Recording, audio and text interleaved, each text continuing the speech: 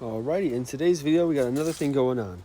We got this I don't know what it's called, the timing belt, I think, and it's squeaking a lot, so we're gonna see what the problem is. So the first thing is you're gonna look for any, I think, cracks or any sort of like tearing on the belt itself.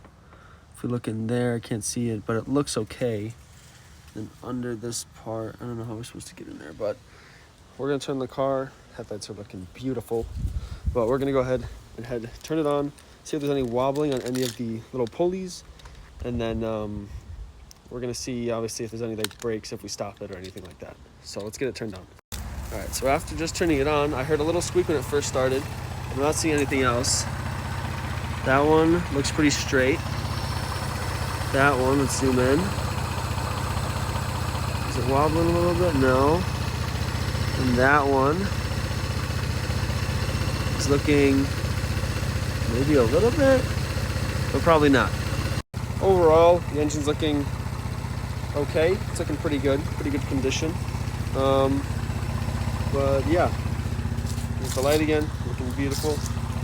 But yeah, I don't see any wobbling or anything, so we can go ahead and turn it off and we can address a different issue. It might be any lubricant or something else. Now that we addressed, there's nothing really major, I think. I think the next thing the video said that I'm going off of, because I go off of videos because I got no idea what I'm doing, is we're going to look for some WD-40, sprinkle a little bit on, and if that temporarily fixes, that's good.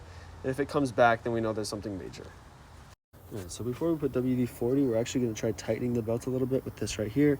We got the tire off and it was exposed. We got to the timing belt. This is not the timing belt. This is something different. So we're not going to put WD-40. We're just going to tighten it for right now. All right, so this is like the sort of lock that holds in the tightening part of this belt that we were looking at before, and we ended up breaking it off, so half of it's in there. So we're going to cut this bolt and we're going to go get new parts, this part and that part, and then we're going to tighten it, and it should be okay. If it still squeaks, then we know there's obviously still that other issue, but right now that is where we're at. All right, so we're taking off the alternator, we unhooked everything, and we're going to try and get everything all situated. We'll let it sit, work in there for a little bit. There we go. All right. So we got the alternator all out. Everything's all gutted. So we're gonna go ahead and head to the local auto parts store where we're gonna get the bolt that we need and the screw, and then we will be right back, put all the alternator back in, hook everything back up, and then we'll go.